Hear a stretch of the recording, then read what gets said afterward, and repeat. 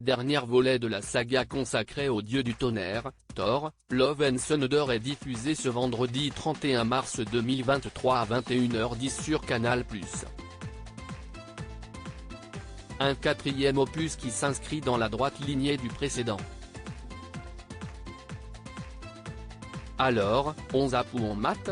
Qu'il semble loin le temps où le dieu du tonnerre débarquait dans l'univers cinématographique de Marvel, Macu pour les initiés, sous les traits d'un Chris Hemsworth, qui a radicalement changé son train de vie, alors inconnu au bataillon. Pas moins de 24 films plus tard, le super-héros au marteau a plus que fait ses armes. Amour, deuil, encore et encore, défaite, dépression, victoire. Il a tout vécu. Dans Thor, Love and Thunder, diffusé ce vendredi 31 mars 2023 dès 21h10 sur Canal+, le frère de Loki, bientôt de retour dans sa série, fait à présent équipe avec les Gardiens de la Galaxie et traverse une crise existentielle sur sa condition de super-héros. Au bord de la retraite spirituelle, il doit affronter Gorr, un redoutable tueur de dieux.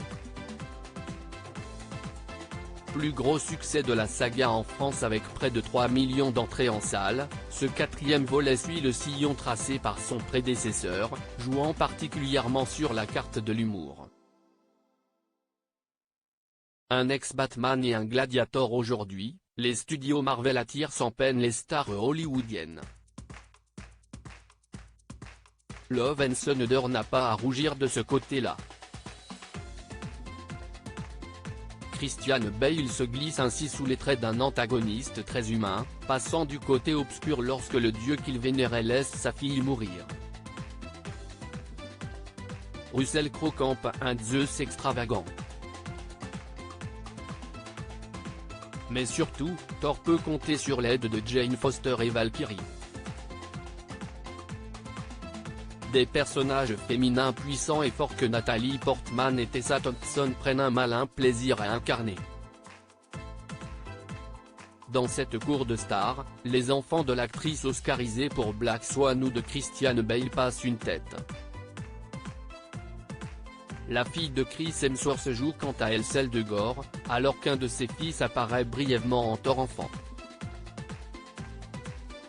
Les chèvres de Taylor Swift, les héros grecs ont Pégase. Dans la mythologie nordique, Thor a Tangrisnir, qui montre ses dents, et Tanjostre, qui fait grincer ses dents. Deux boucs qui tirent son chariot et le transportent d'astre en astre. Ici, le dieu du tonnerre reçoit ces deux énormes chèvres en cadeau après ses exploits sur une planète. La trouvaille réside dans le cri strident à la fois insupportable et hilarant qu'elles émettent en permanence.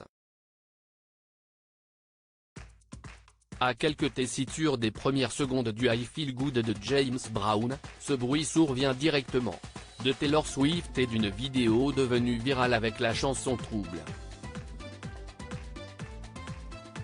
Avec une bonne dose d'humour donc, des personnages hauts en couleur et une esthétique volontairement kitsch, le réalisateur Taiki Waititi s'inscrit dans la droite lignée du précédent opus, Ragnarok. Le super-héros s'amuse beaucoup de son image. Seul bémol, à trop verser dans l'autodérision, Thor devient une caricature de lui-même. Dommage pour un personnage aussi surpuissant. Thor, Love and Thunder est disponible sur le site de Canal+. À lire aussi Chris Hemsworth, la vraie raison pour laquelle il a embrassé sa femme et pas Natalie Portman dans Thor 2.